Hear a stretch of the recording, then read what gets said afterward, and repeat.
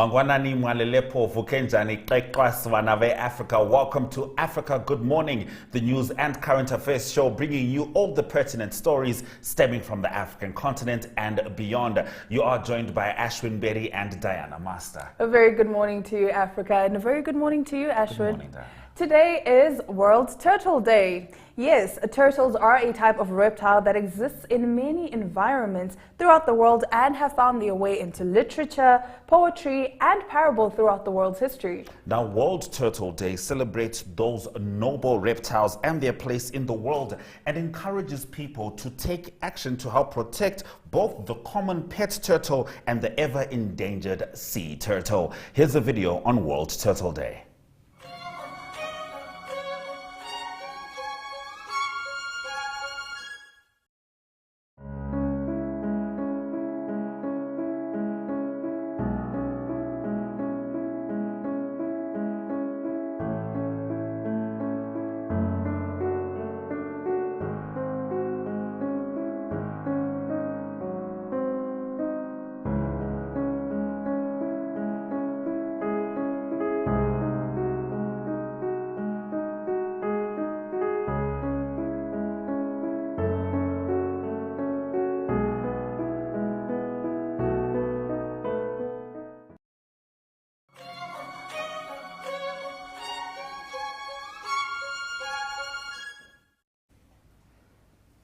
Today is Monday, the 23rd of May, and these are the top stories.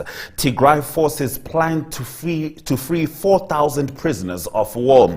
The forces in control of Ethiopia's northern Tigray region say they will free 4,208 prisoners of war, including 401 women, some of whom have recently given birth. A statement from Tigray's External Affairs Office says the decision came after mediation efforts by African Union mediator and ex-Nigerian President Olusegun Obasanjo, who is trying to negotiate an end to the civil war, which is now in its 19th month.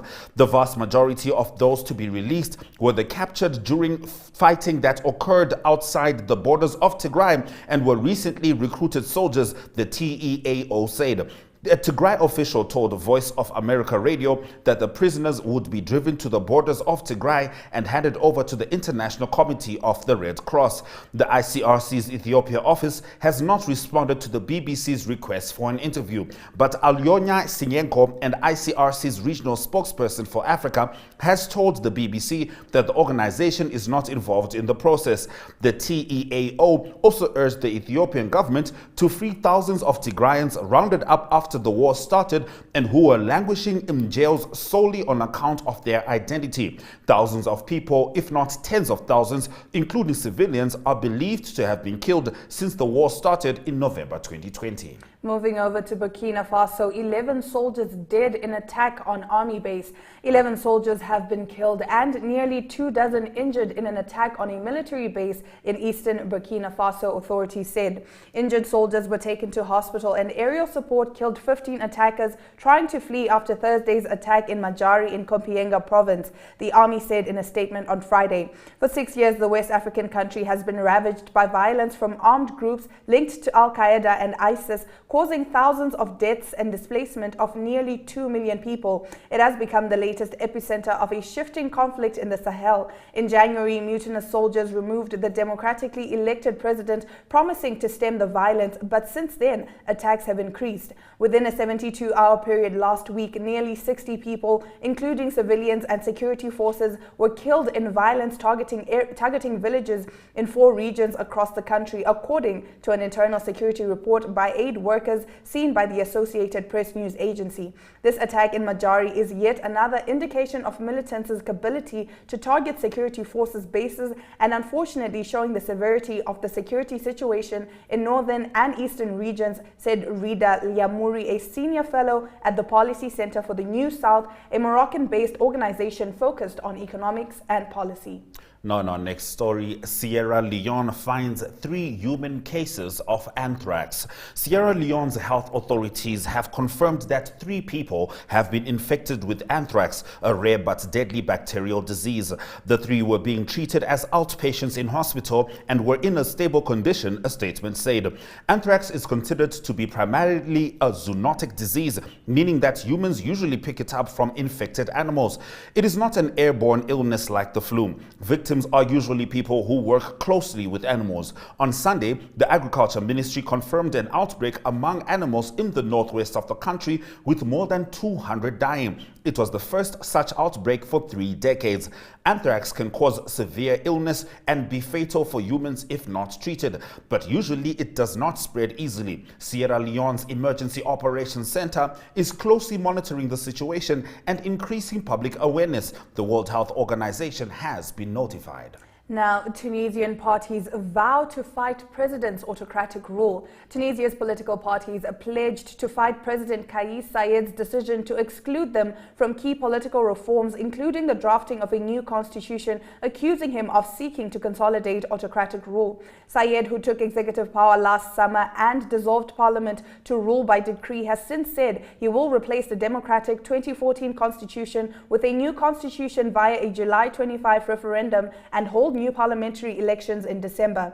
On Friday, he named a law professor to head an advisory committee of legal and political science experts to draft the new constitution for a new republic, excluding political parties from the process. The National Salvation Front, an umbrella for several parties and activists, including Ennahda, Heart of Tunisia, Karama, and the Citizens Against the Coup coalition, decried the move as another dangerous step towards entrenching one-man rule. Saied denies his opponents' accusations that he staged a coup to seize power, saying his intervention was legal and necessary to save Tunisia from years of political paralysis and economic stagnation at the hands of a corrupt, self-serving elite who had taken control of government. The president has nonetheless attracted broad opposition across Tunisia's political spectrum. No, next story. Police begin investigation on airport mangled corpse. An airport police command on Friday said it commenced an investigation into the death of a man whose body was found on runway 18R at the wing of the Murtala Mohammed International Airport, Lagos, Nigeria. DSP Olayinka Ojelade, the police public relations officer, Airport Command, told the news agency of Nigeria in Ikeja that the unidentified body might probably be that one of the hoodlums who usually jump through the airport fence. I can confirm that a mangled unidentified body was found at the international airport runway on Thursday, which was probably hit by taxiing aircraft. We are still investigating the case of the dead body, and once we are through, we will communicate to your findings. The Federal Airports Authority of Nigeria and the Nigeria Police Force yesterday evacuated the corpse from the runway, he said. NAN reports that MMIA was temporarily shut down on May 19 after the mangled body was found on runway 18R of the airport. It has not been established how the corpse got there, whether the now dead man was knocked down by an aircraft taking off or landing on the runway. All right, that brings us to the end of the first half of our stories. In the second half of our top stories, we start off with 2 people who died in a mine in Botswana. Stay with Africa. Good morning.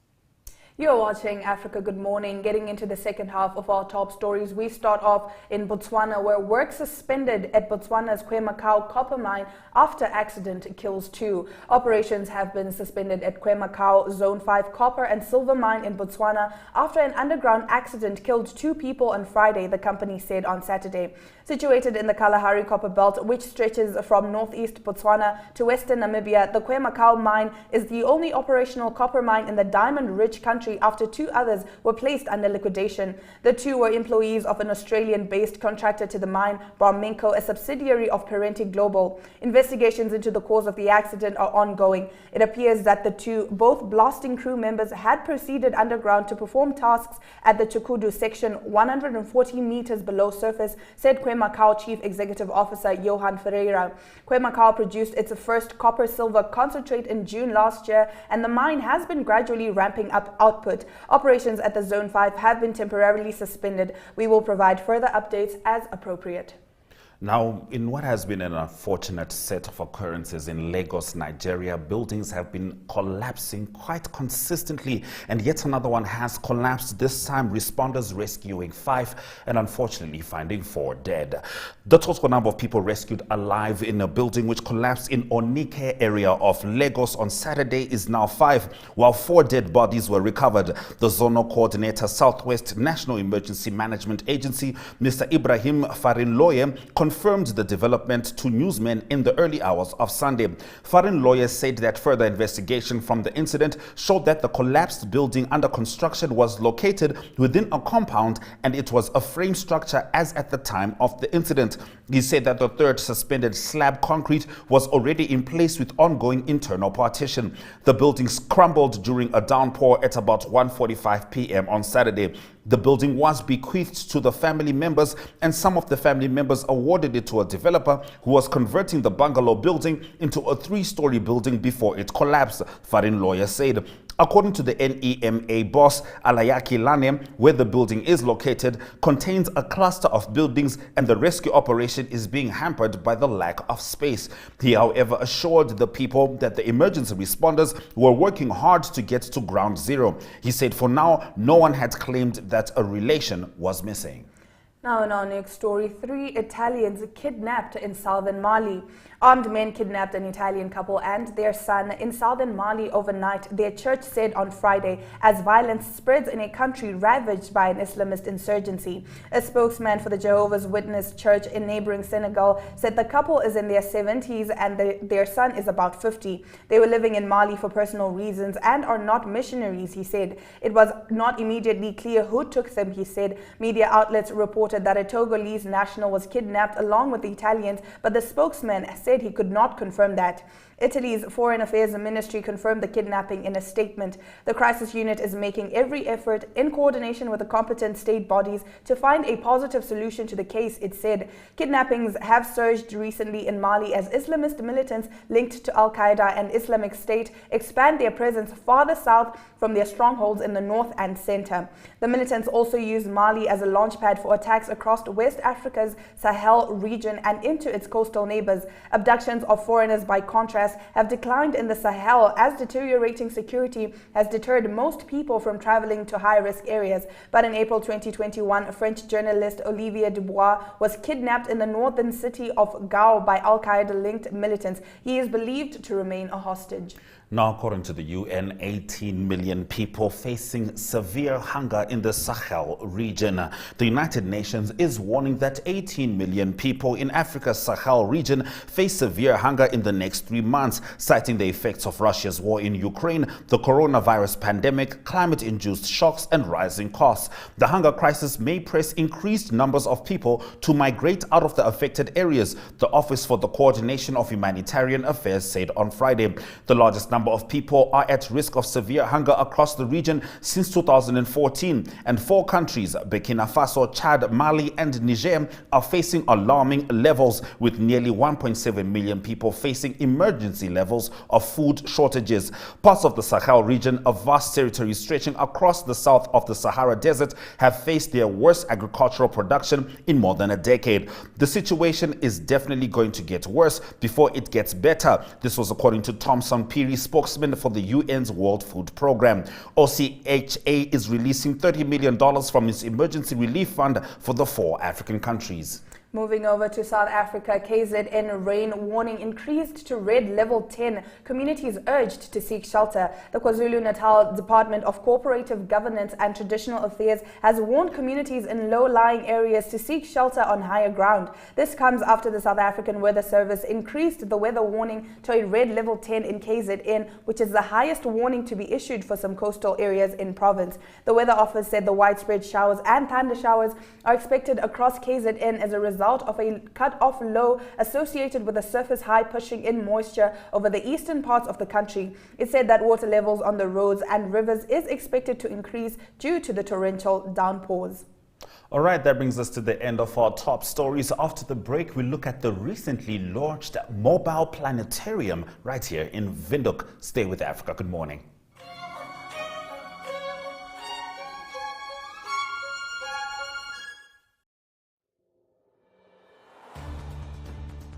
The Evening Review is a daily interview-based talk show that dissects and expounds on current affairs as they occur in Namibia. The show aims at reaching Namibians of all age groups who seek better understanding of the state of current affairs in the country.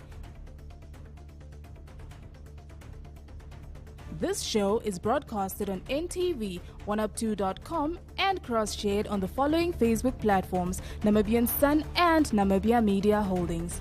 The Evening Review focuses on interviews, latest news and up-to-the-minute current events.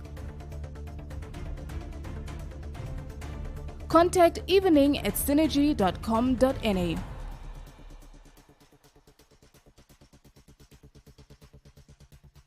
Evening Review, unpacking today's pertinent issues.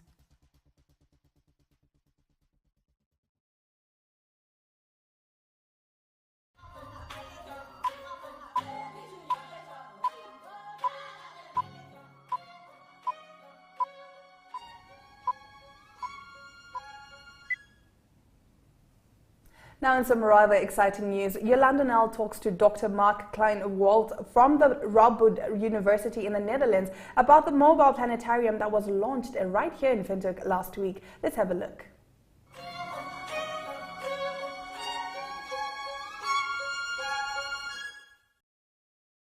It's not only about science, it's about something we want to do in Namibia. And as I was preparing these slides, I was thinking about the first things I wanted to say, and actually went back to when we started on this project, and my colleague Heino Falco, who is the science mind behind imaging black holes.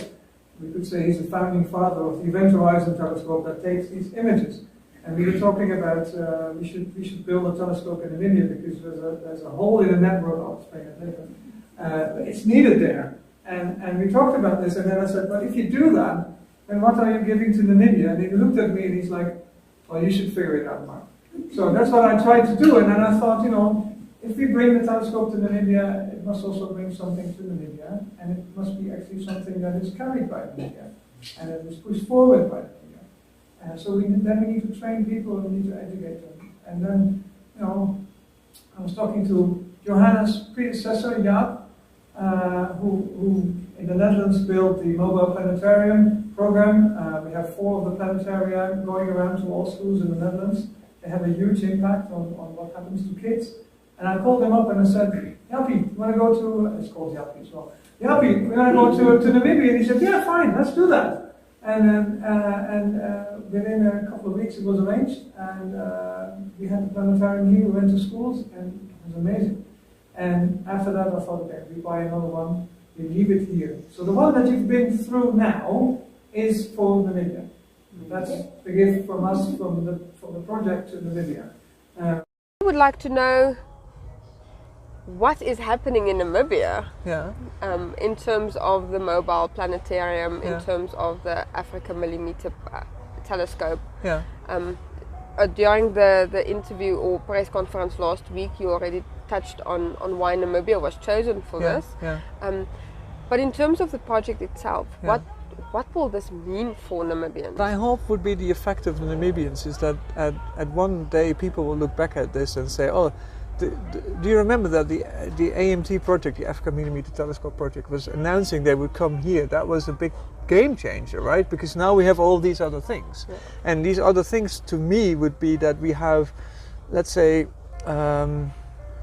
more training opportunities, learning opportunities, maybe new projects coming to Namibia, giving maybe hope to people, young people, like, I'm going to school because I can be this, right? Yeah. They see this thing in the future. And this is what I sense when I talk to, for instance, the students at UNAM.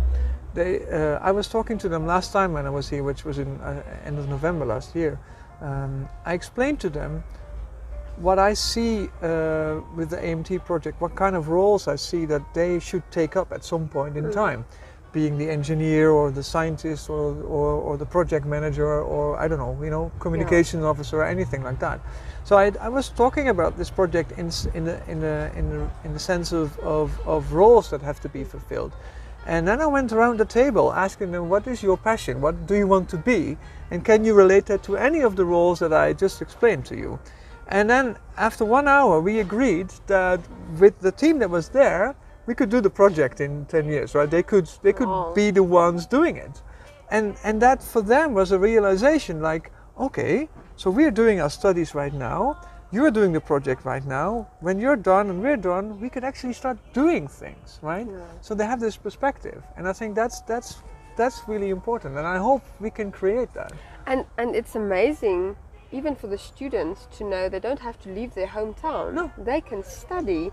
Yes. Where they grow up. Yes, yeah. And they can study something that was a very big dream 20, 30 years ago for a lot of people. Yeah. I agree. And I think, when you do that, when you create a project like this, I call it like a lighthouse project. And people are attracted to it. They want to be part of it and they want to contribute.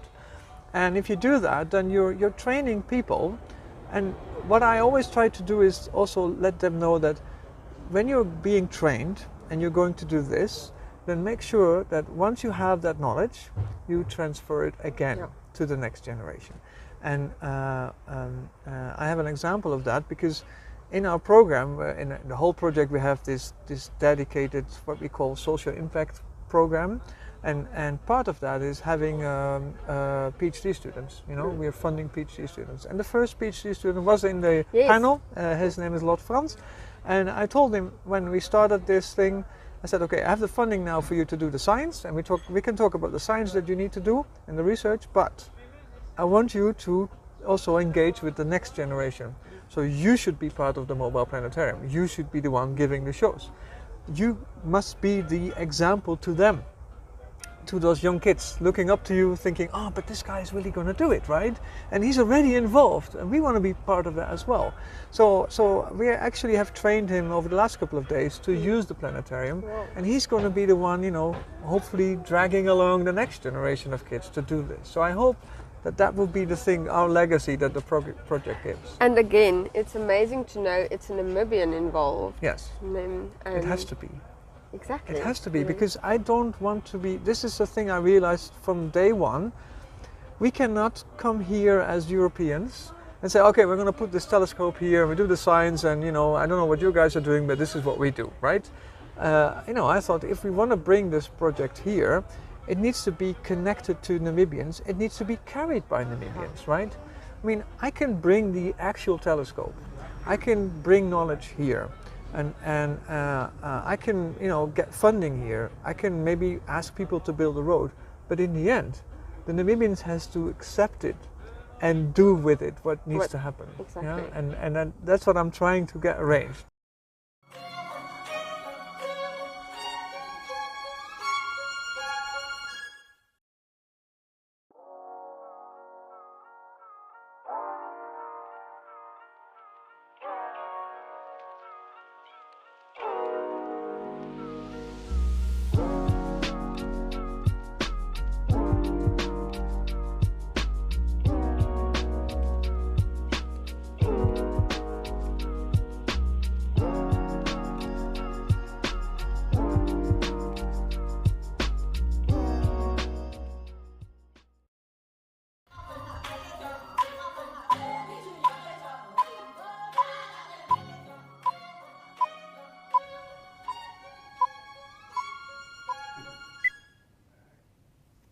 Thank you for staying with Africa. Good morning. Now, a fierce critic of President Hakainde Hichilema has offered a public apology to the head of state, a move widely seen as a gimmick to escape prosecution. Here to expand on this story and more is Mike Sichula in Zambia. Good morning, Mike. Do take it away.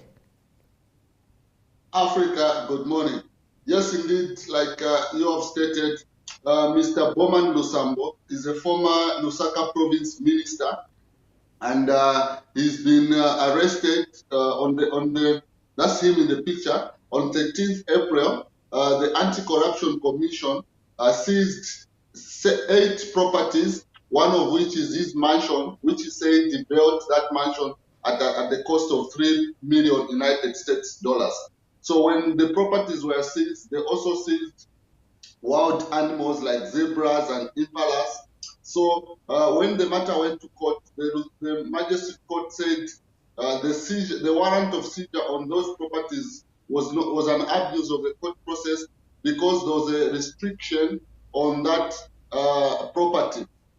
Then the properties were given back to him. So just days after these properties were given back to him, Mr. Lusambo has offered a public apology to President Hakainde Hichilema and his administration, pledging that he wants to see Mr. Hakainde Hichilema succeed in his administration, as well as in the fight against corruption that he has embarked on. So Mr. Lusambo has been one of those fierce critics of President Hakainde Hichilema, but a number of people are thinking this public apology may not be a genuine public apology because he's facing a number of criminal activities ranging from a suspected murder of an opposition political figure whilst he was in office, and also suspected the proceeds of crime, like I did say in my earlier remarks. Interesting indeed. Now moving on, a local company specialized in making juice and oil from indigenous wild fruits intends to start exporting goods just outside of Zambia. Can you please expand on this? Yeah, these are some of the entrepreneurship skills that President Hakainde Hichilema has been speaking about, to say if we need to create employment as a country, Zambians with ideas needs to come on board to begin to innovate and make things from nothing and become successful. So what you can see there, those are drinks made from bamboo trees and also any other indigenous foods that are available. So the company called Forest Africa outside Lusaka produces juice and oil from indigenous wild fruits such as bamboo, and the fruits are brought from harvesters in rural communities. The company has so far employed 10 people, and it benefits from business advice from CEDA. So this invention is one of those that has excited a number of unemployed Zambians who have seen an opportunity to also begin to create products and flood the market and also export to foreign countries. President Hakainde Hichilema has been strong on ensuring that Zambians begin to produce products, and also chain stores that are operating in Zambia begins to store some of these products that are locally produced. All right. Now, moving on to entertainment news. Two Zambian musicians have bagged awards in Atlanta, Georgia, and this is at the Hip Hop and Gospel Awards. Could you please expand on that? Yes. Deborah Tembozuru has won the Best International Song of the Year through her one of her songs, while Promise Musonda has won the Best International Video of the Year. So that's Deborah in the picture for the Best International Song of the Year. And the event was held in the United States of America over the past weekend. And this award, according to her, is something that she wants to use to expand her musical career beyond Zambian borders. So this is yet indeed some of those positive news coming through in the entertainment industry. And this time around, it is through some 2 gospel artists. So this has also excited a number of gospel lovers in the country who see that this is the next generation of Zambian musicians that are going to break international borders. Very, congratulations to her. Yes, definitely. And now in sport, Zambia's Fashion Sakala has won his first ever trophy in Europe with the Glasgow Rangers Football Club, who lifted the Scottish Cup for the 34th time in the club's history. Please tell us more. Yes, Paston Sakala is one of those Zambian exports into Europe besides Enoch Mepo and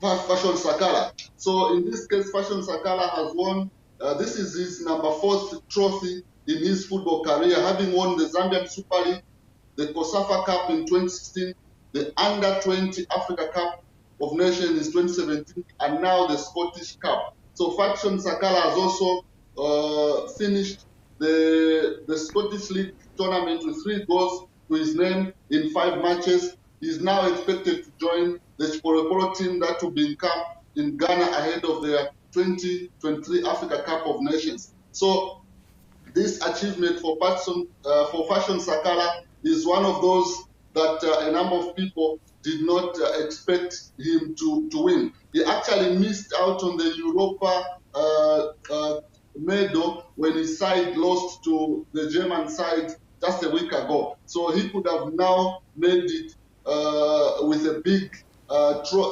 medal if he had won the Europa. But nevertheless, the medal in the Scottish Cup is one of those that, according to him, is a milestone and is something that is looking forward to achieve greater heights with Glasgow Rangers. And I know Ashwin has been saying he wants Passion Sakala to cross over to Zimbabwe and represent the Warriors of Zimbabwe. Yes, without a doubt. And this is furthering my campaign. It's not just Fashion Sakala, it's Patson Daka as well. So we'll see how that goes. But thank you very much for bringing us the news stories from Zambia, Mike. Thank you very much. Do have a blessed week. Thank you. We certainly hope to have a blessed week, but prior to that, we'd love to have a blessed day. And a good way to, see if it's going to be as blessed as you would like it to be is by checking out the weather forecast. Up next.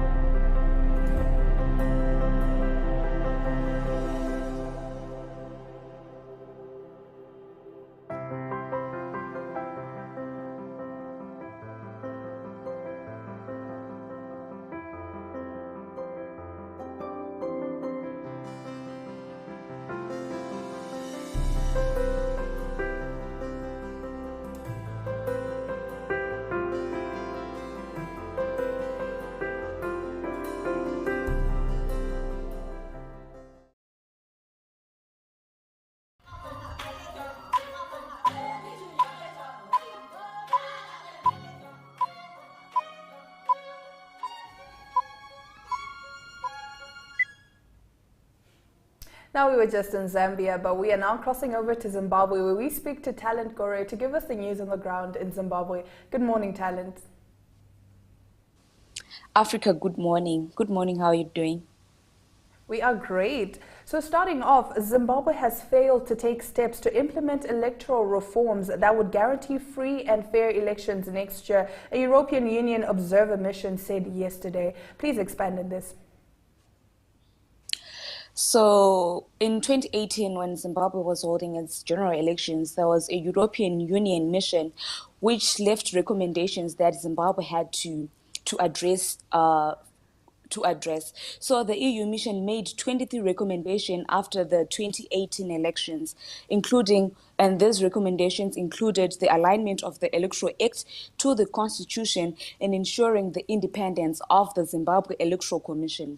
So in its follow-up assessment on the implementation of these recommendations, the EU noted that the progress has been slow, especially as the country is due for polls next year, which will high likely produce another contested elections. This is what the EU said. So the chief of the EU election follow-up mission, Elmer Brock, said that the EU mission met with ZEC, the civil society organization, government ministries, the ruling party, and opposition political parties, among other organizations, to check on the progress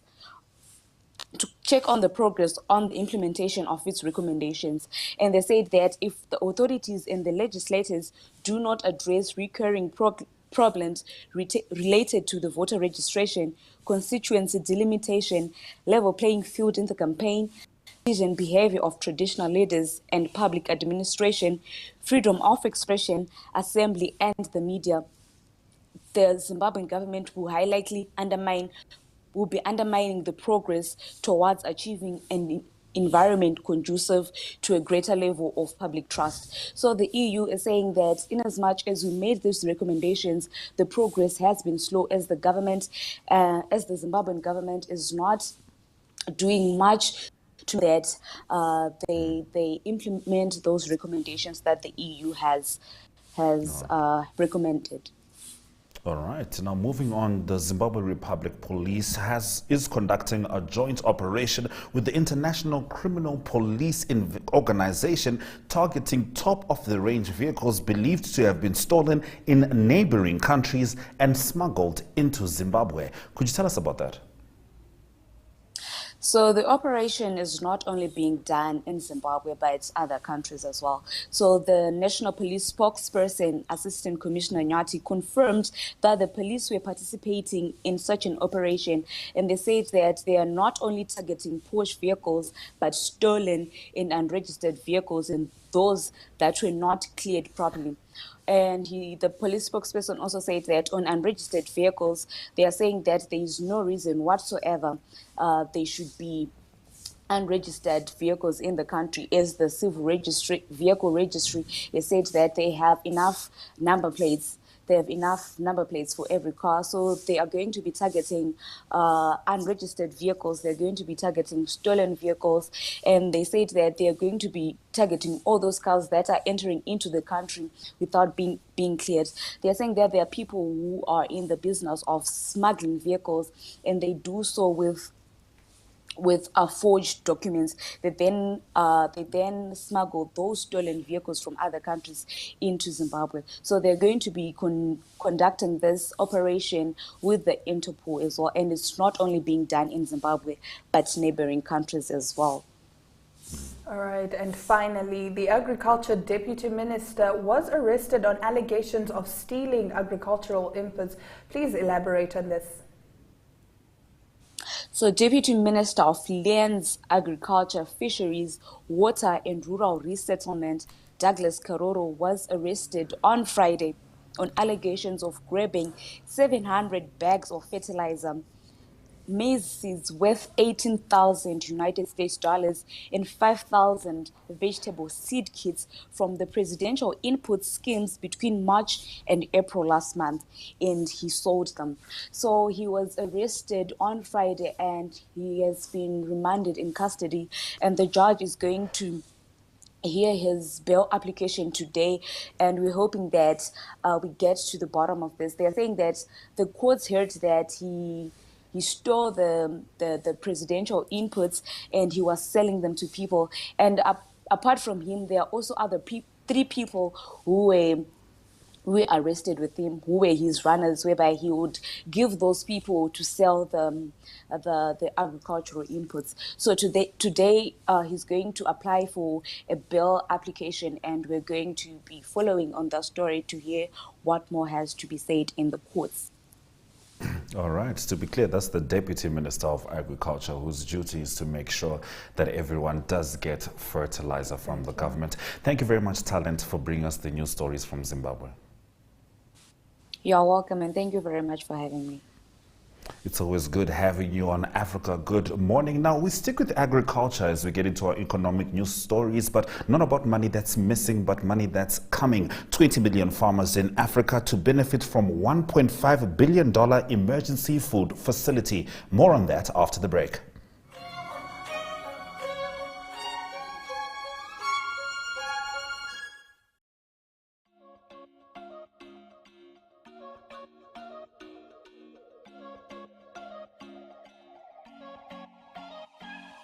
Careers Bistro focuses on the movers and shakers in the corporate world. It takes the content of the Careers Hub that is inserted every Friday in the three NMH dailies, Republican, Namibian Sun, and Algemeine Zeitung, to viewers on social media. This show is broadcasted on NTV, oneup2.com, and cross-shared on the following Facebook platforms: Careers Hub, The Republican, Algemeine Zeitung, Namibian Sun, and Namibia Media Holdings. Careers Bistro focuses on car interviews, career motivational videos, the ups and downs of different careers, keeping in touch with business and more. For career-related content or advertising queries, please contact zone@synergy.com.na.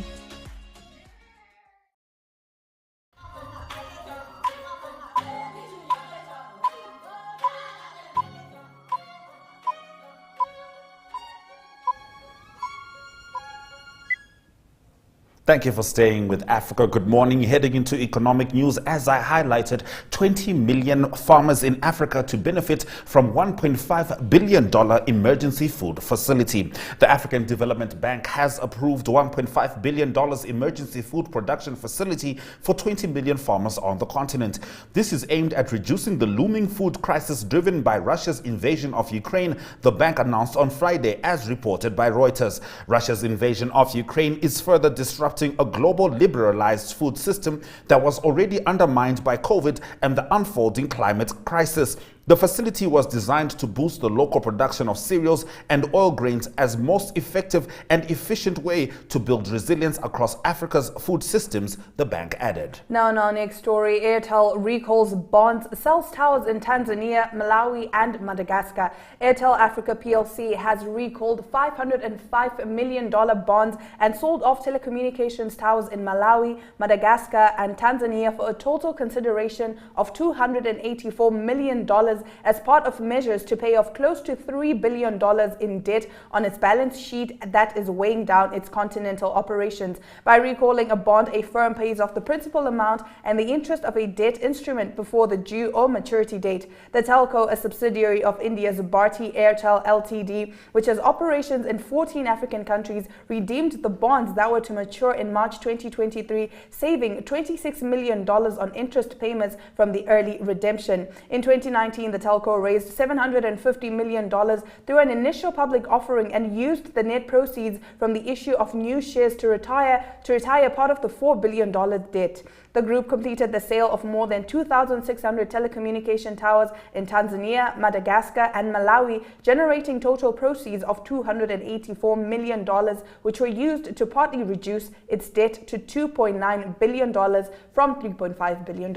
In our next story, S&P upgrades South Africa's outlook to positive.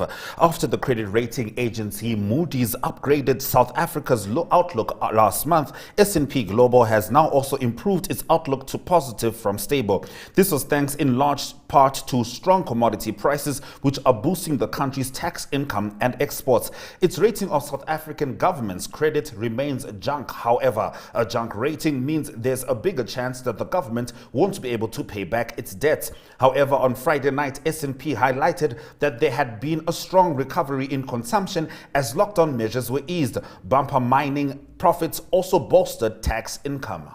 Now, Bank of Mozambique holds interest rate steady. The Monetary Policy Committee of the Bank of Mozambique, meeting in Maputo on Thursday, has decided to leave the bank's reference interest rate unchanged. According to a statement from the CPMO, the interbank money market rate used by the central bank for its interventions on the interbank money market to regulate liquidity remains at 15.25%. This rate had risen by 200 base points from 13.25 to 15.25% in late March.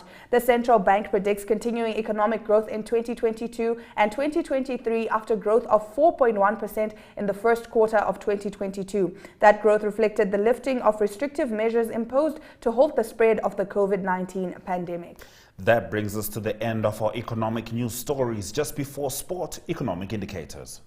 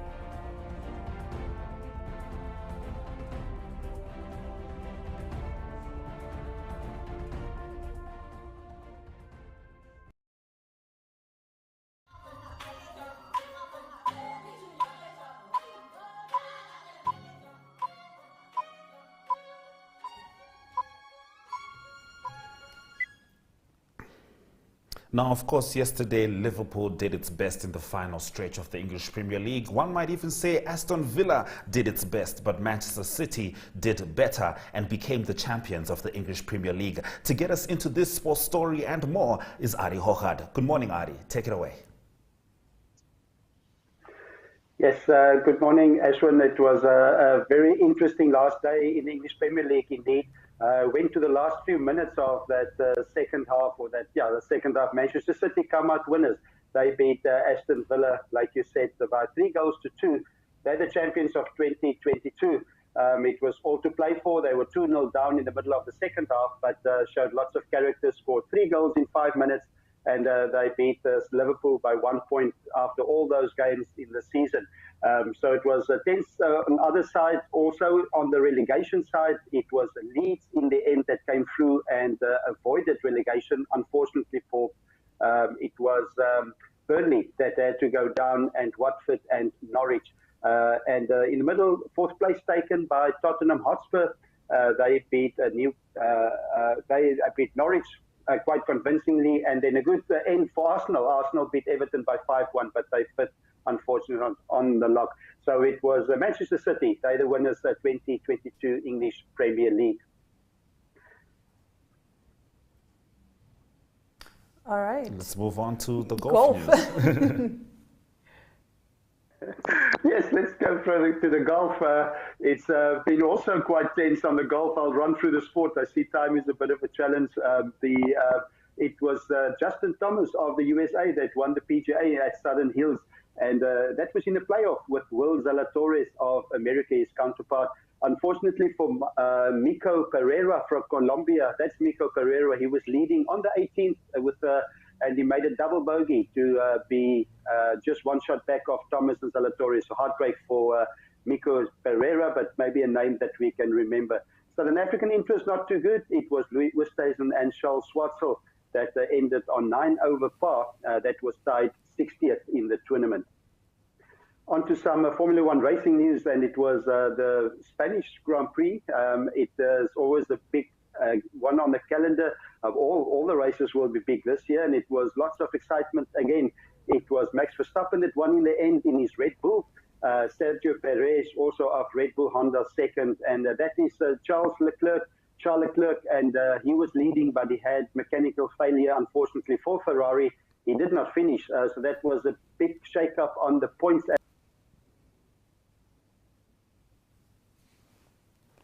We seem to have lost Ari there. He was just giving us the Formula One results, with Ferrari unfortunately dropping out of that one. And in rugby, United Rugby Championship continued, and we obviously had the Stormers. The Stormers won that, and of course the Paris World Sevens took place in Toulouse, and in tennis it was Roland Garros in Paris. This is 2 Africa. Good morning. After the break, your highlights.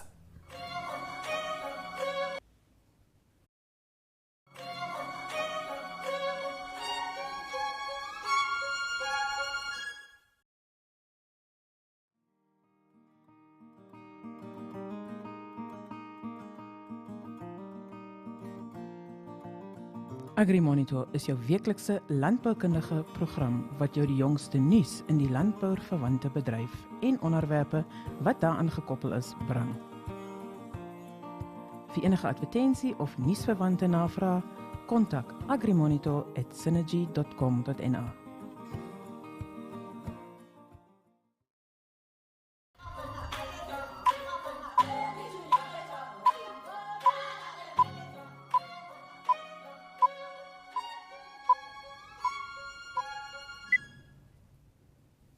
You're watching Africa Good Morning. Now, in case you missed it, let's take a look at the highlights. Tigray forces plan to free 4,000 prisoners of war. In Burkina Faso, 11 soldiers dead in attack on army base. Sierra Leone finds 3 human cases of anthrax. Tunisian parties vow to fight president's autocratic rule.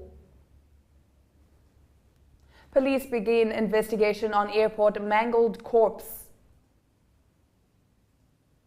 20 million farmers in Africa to benefit from a $1.5 billion emergency food facility. Now, every single morning, Africa Good Morning streams live on DSTV channel 285, Gotv 94, and oneup2.com with a repeat from 8:30. So by all means, do not miss the pertinent African stories, because we certainly keep them coming to you. And if you have any comments or content, by all means, do make sure you contact us on our Facebook and Twitter pages at Africa Good Morning. Thank you very much for watching this morning's broadcast. Do sanitize, social distance. It does seem like the COVID cases are heading up on an upsurge once again. So if you can stay safe, and you should be able to stay safe, by all means, do practice safety. From Diana Master and myself, Ashwin Berry, Swera Jaganaka.